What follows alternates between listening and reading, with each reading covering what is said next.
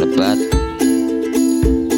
jam 9.30 pagi, tepatnya tanggal 23 bulan 9 2019. Semoga kabut asap segera hilang dan warga dan masyarakat beraktivitas seperti biasa.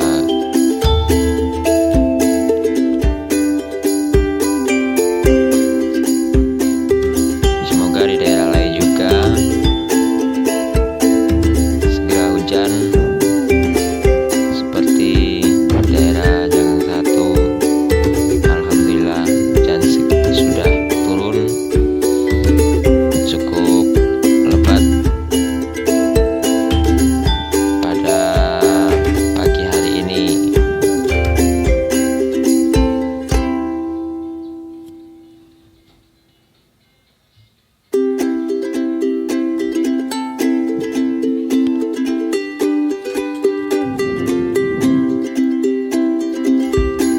Untuk yang berpergian untuk mulai hari ini, jangan lupa untuk membawa mantel atau baju jas hujan karena diperkirakan hujan